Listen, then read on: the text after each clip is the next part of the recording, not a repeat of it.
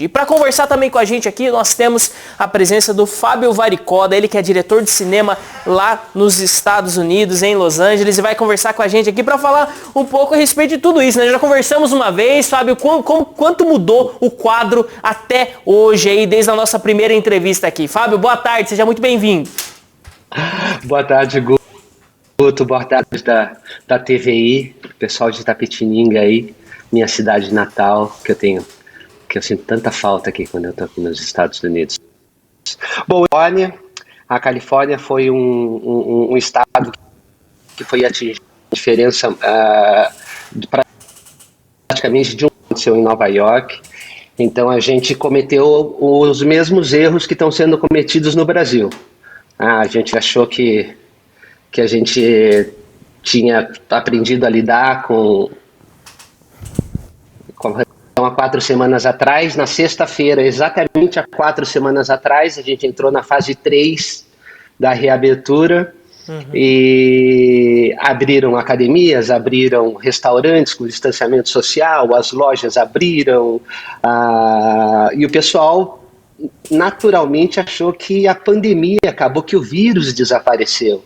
Então, muita gente usando a máscara de maneira errada, aglomeração, inconsciente, a necessidade das pessoas interagirem de novo depois de 3 meses de um lockdown realmente severo aqui em Los Angeles.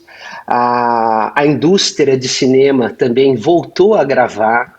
A gente teve o agravamento também das manifestações da morte infeliz do Floyd, e as manifestações também foram absolutamente irresponsáveis, em termos de luta social, claro, mas irresponsável na maneira com que se tratou o distanciamento social.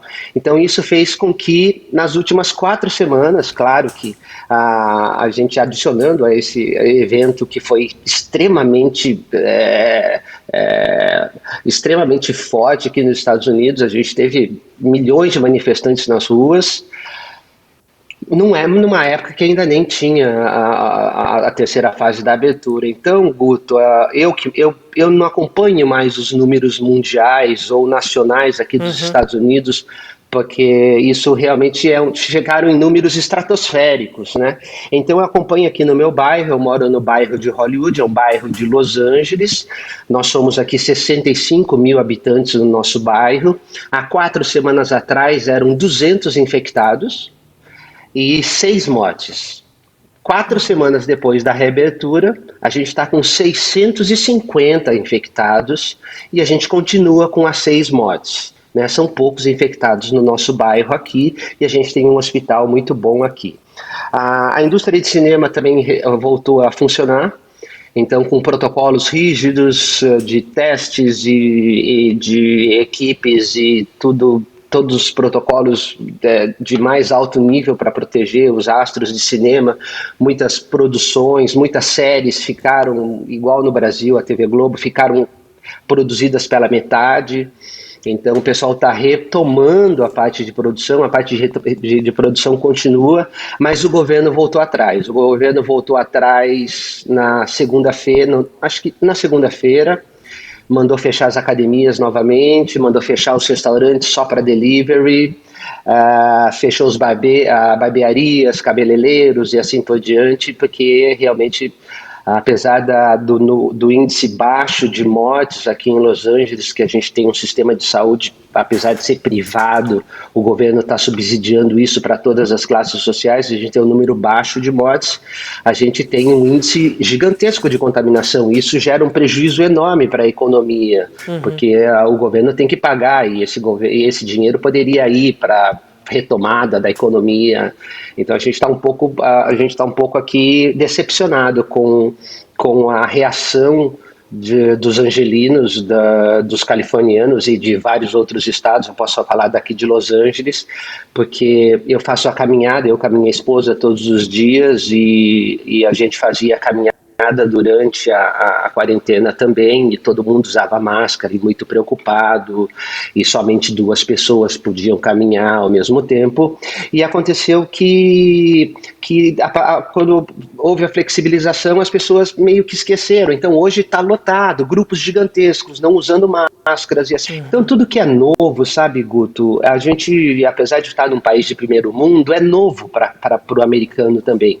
Então ele não usa máscara, ele comete os mesmos erros, ele comete os mesmos equívocos, o ser humano da mesma forma, independente da gente supostamente mundo, né? A gente tem muitos acidentes aqui de pessoas que usam o telefone, SMS, tudo que é novo, tudo o vírus das redes sociais também atingem aqui os Estados Unidos. Então não é porque a gente é primeiro mundo que a gente não sofre as mesmas doenças que acontecem aí no Brasil, né? Então a gente está sofrendo sim da doença da irresponsabilidade, na inocência de que a reabertura nos dá uma falsa sensação de que o vírus deixou de existir, mas o vírus não deixou de existir, e o vírus está contaminando muito mais do que nunca. Apesar do teste aqui ser gratuito, eu ainda não fui fazer o teste, porque eu tomo todas as precauções, mas deveria ter feito o teste já, porque é gratuito, é só marcar só agendar e passar de carro, que eles fazem o teste gratuitamente aqui. Mas os Estados Unidos, desde a nossa última entrevista, né, que a gente estava há 2 semanas no Brasil e os Estados Unidos estava começando o processo, estava $1.000 para quem saísse na rua sem um motivo comprovável, e eu até falei que os Estados Unidos era um exemplo de como se fazer corretamente para o Brasil, mas o nosso presidente aqui, o presidente Trump, que as eleições vão ser agora em novembro, também está usando de maneira política. Então ele demorou sim a tomar as providências num país do tamanho que é os Estados Unidos, com o poder financeiro que eles tinham, que a gente tem aqui nos Estados Unidos, e se elas pessoas também estão confusas, porque o secretário que foi encarregado da operação da Covid-19 nos Estados Unidos fala em usar máscara, distanciamento social e assim por diante, e o presidente Trump não obedece. Agora foi a primeira aparição dele pública com máscara, então ele fez aglomeração em campanhas da mesma maneira, e isso nas eleições do Trump, né? Ele tá com 40%, e o oponente dele está com 48%, apesar da democrata não conseguir trazer tantos eleitores como o Partido Republicano do Trump consegue trazer para as eleições, que aqui vota quem quer, né? Então, ainda não é o suficiente para tirarem a presidência da mão do Trump, 48-40, mas ele corre o sério risco de perder as próximas em novembro, em função da incapacidade dele de falar a mesma linguagem do respectivo Ministério da Saúde aqui dos Estados Unidos. A diferença é que o ministro da Saúde, equivalentemente aqui dos Estados Unidos, ele fala para não ouvir o presidente, que ele não é médico e quem é médico somos nós, e é para ter distanciamento social, e é para seguir todos os protocolos da Organização Mundial da Saúde, e ele não é derrubado, né? Aqui o presidente Trump não cometeu esse erro, continuou mesmo responsável pela gestão dessa crise do coronavírus, mas o Brasil se reflete aqui nos Estados Unidos da mesma maneira com que a gente nas televisões, né? O nosso presidente Bolsonaro, de braço dado com o Trump, eles se identificaram, e deve ter algum motivo para eles terem se identificado, e o motivo está aí, né? A pandemia nos Estados Unidos está descontrolada também, por mais que o vírus passa de um para outro, vai para o hospital, é entubado, e pouca gente está morrendo. Acho que o sistema de saúde americano é superior ao brasileiro, mas são 150 mil mortes. Então, eu acredito que é um número desastroso para um país de primeiro mundo, né? É uma vergonha. Né?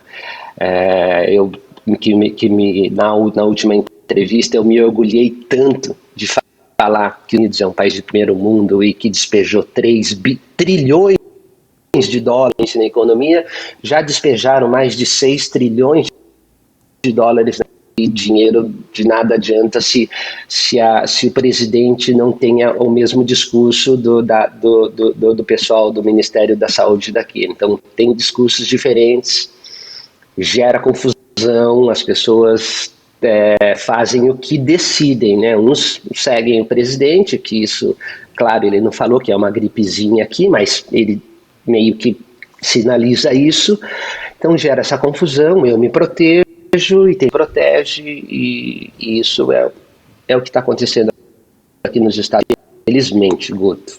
Muito bem, Fábio. Você citou aqui pra gente, né? Acho que você deu um panorama geral aqui de como tá essa experiência aí de passar essa pandemia nos Estados Unidos, mas também você citou a questão das eleições americanas, né? Segundo o dado que eu tenho aqui, seria em 6 de novembro, né? Já se tem se falado já de alguma mudança na forma da votação, porque é uma preocupação muito grande aqui no Brasil, tanto que nós tivemos até um adiamento aqui, né? Normalmente a eleição é no primeiro fim de semana de outubro, vai passar para 15 de novembro, e ainda assim pode ser alterado. Isso aí nos Estados Unidos, se pensa em alterar, porque o sistema de votação é um pouco diferente daqui, né? Tudo, né? Já tem alguma conversa a respeito disso?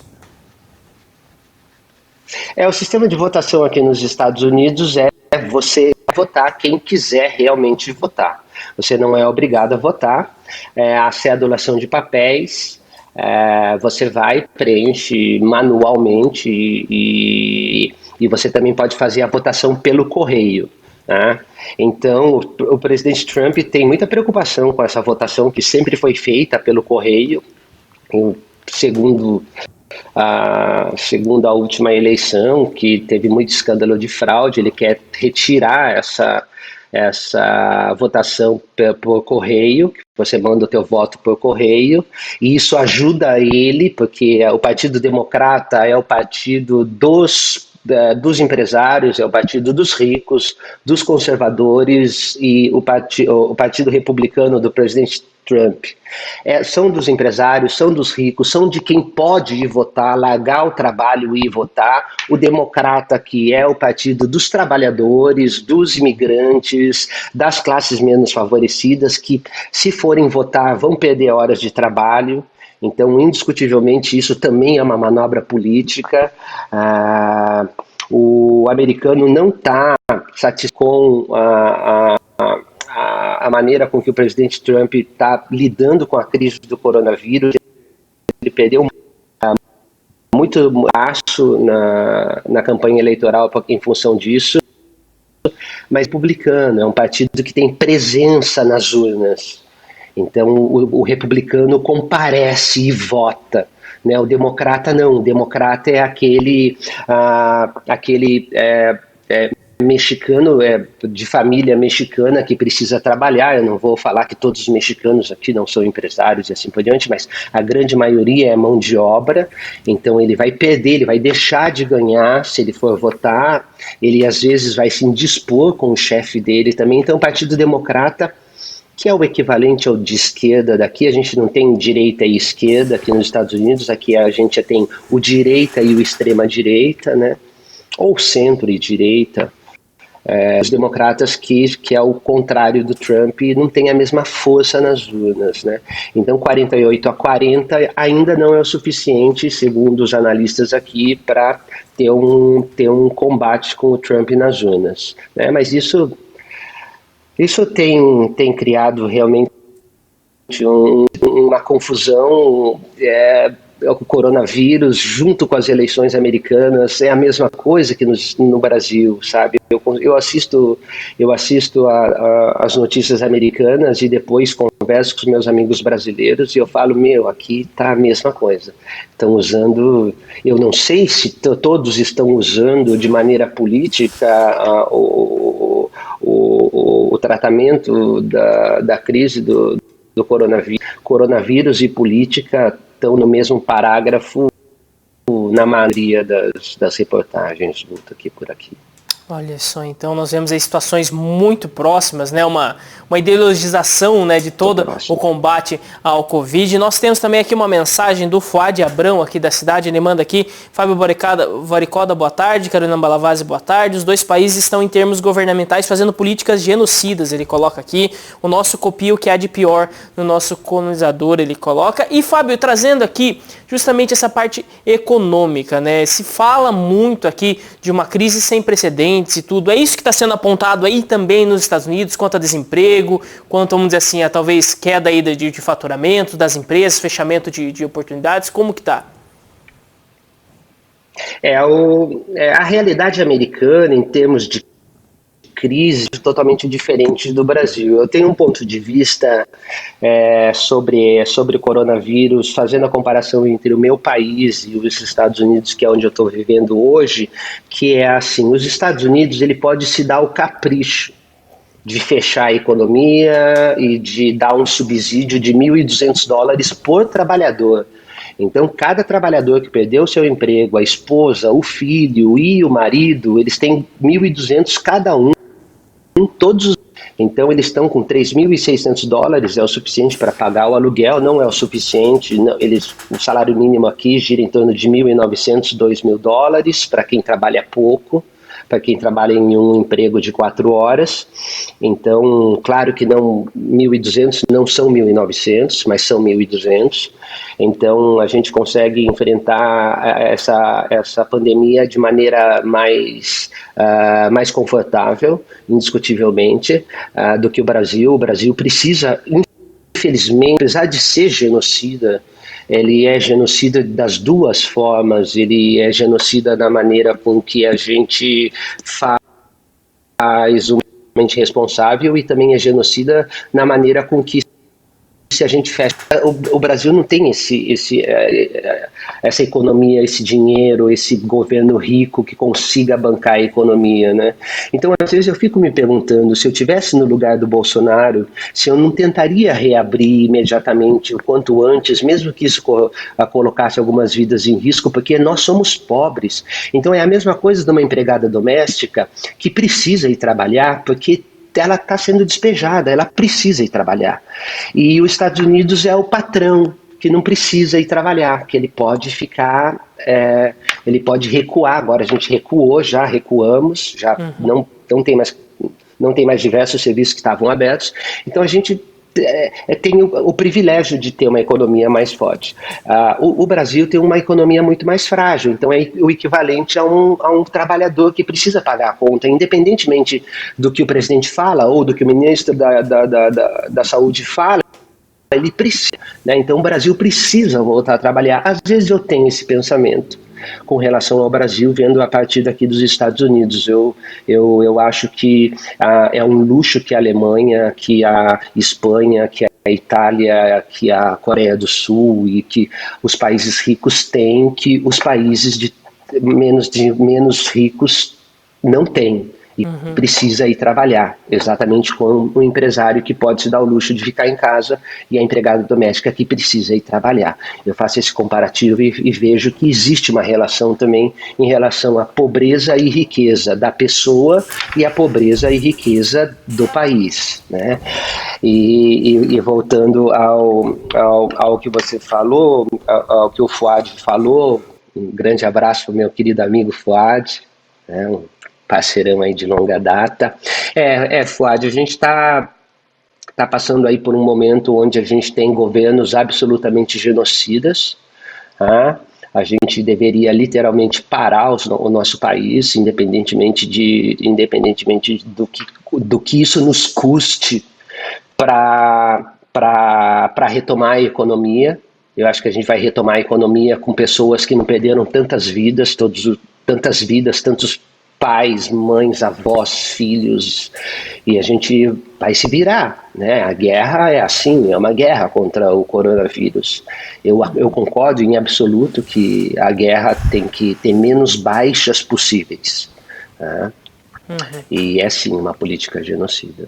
infelizmente. Muito bem, Fábio. Eu acho que falamos aqui de diversos assuntos já, tanto do Covid quanto das eleições, mas também falando a respeito aí do seu setor, né? Você como diretor de cinema aí dos Estados Unidos, algo que se conversa bastante aqui seria de um auxílio necessário, de uma forma aí de tentar ajudar a classe artística, né? Essa classe, principalmente a parte de eventos também, ou seja, que é uma parte que não tem previsão tanto de voltar, né? Vamos dizer assim, principalmente os que lidam com grandes públicos e tudo. Aí, existe alguma política de olhar para isso? Existe alguma coisa que entre os próprios artistas eles estão desenvolvendo para conseguir manter, principalmente os trabalhos, vamos dizer assim, de baixo escalão, os que não eram tão, vamos dizer assim, que chamavam tanta atenção, que não tinham salários tão altos, que era uma parte de produção, essa parte. Tem alguma coisa assim, Fábio?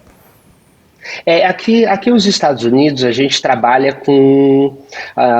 Eu moro em Los Angeles, é a capital do cinema nacional, é como se fosse o Rio de Janeiro de São Paulo, né? Então a gente trabalha aqui com mais alto nível da classe artística.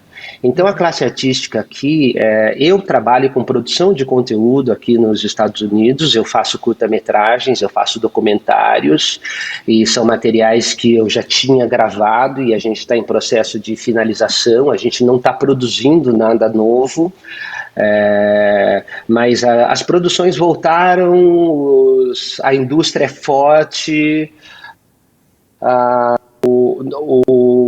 grande preocupação não é artística, os cinemas são cadeias gigantescas e riquíssimas, multinacionais globalmente, né? As produtoras Marvel, Universal, Paramount, Sony Pictures, Warner, todos têm caixa o suficiente para bancar sem precisar. Eles, na verdade, são as empresas que estão ajudando Hollywood e Los Angeles a manter o seu comércio local, né? A sua cafeteria preferida aqui está fechando as portas porque não pode pagar o Hollywood Boulevard sem os clientes passando na frente. Então a gente faz a doação, tem um QR Code na frente, a gente já compra o café como a gente compraria todos os dias. E esse café a gente vai consumir depois, e ele continua pagando. Então a classe artística, a classe artística americana é uma classe artística muito bem remunerada. Uhum. Então a gente não tem o mesmo problema da classe artística brasileira.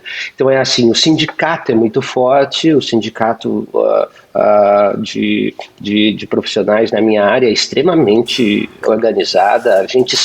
Aqui a gente tem o nosso valor real, então eu não vejo aqui, pelo menos, nenhum artista falando me ajudem que eu estou passando fome.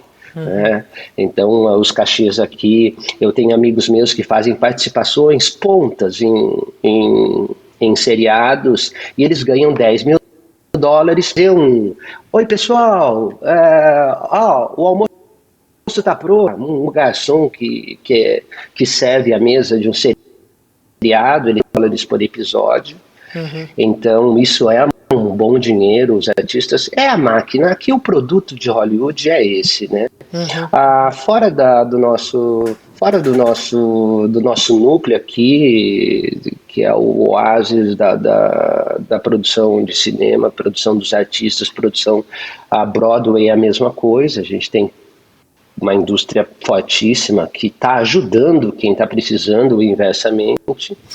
E sim, os cinemas estão e não tem esse boato de que vão fazer drive-thru de cinemas, porque a bilheteria do cinema não depende de 200 carros. A bilheteria de cinema depende dos cinemas do mundo todo para fazer os seus 500 milhões de bilheteria, os seus 600 milhões, 1 bilhão, e não tem drive-thru suficiente que gere essa renda. Então tem sim alguns drive-thrus que estão exibindo filmes, mas isso de forma praticamente artesanal para uma indústria do tamanho de Hollywood. Mas tudo voltou, tá, Guto? As pessoas estão produzindo, a indústria de cinema é necessária, estão tomando cuidados, diferentemente da população. Na parte profissional eles estão tomando muito cuidado e a parte de produção continua a todo vapor aqui. E a todo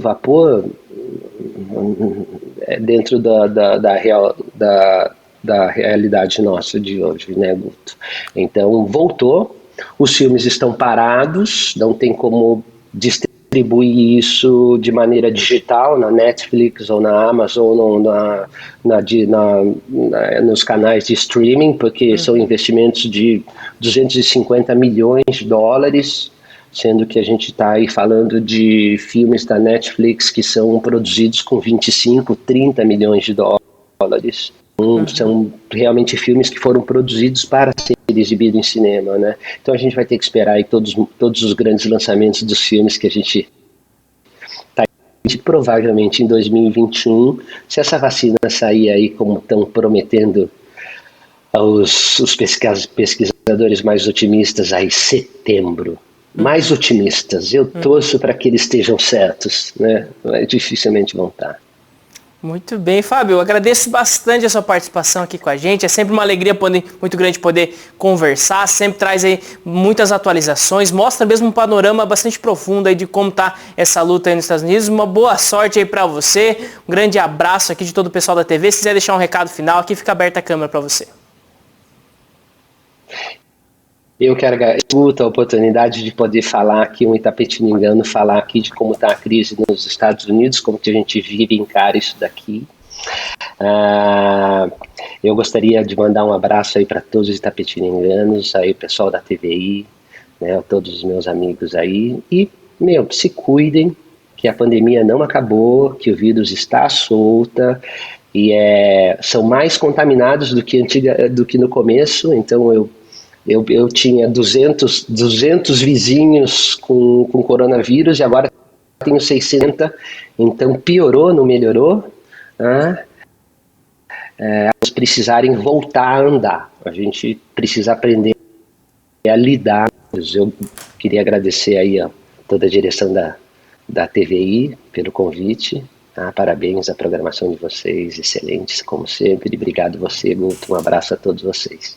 Abração, Fábio, muito obrigado. E você que está acompanhando com a gente aqui o Telescópio, nós entrevistamos então Fábio Varicoda, ele que é diretor de cinema lá nos Estados Unidos, em Los Angeles, ele que é no Itapetiningana aqui com a gente, faz esse trabalho por lá e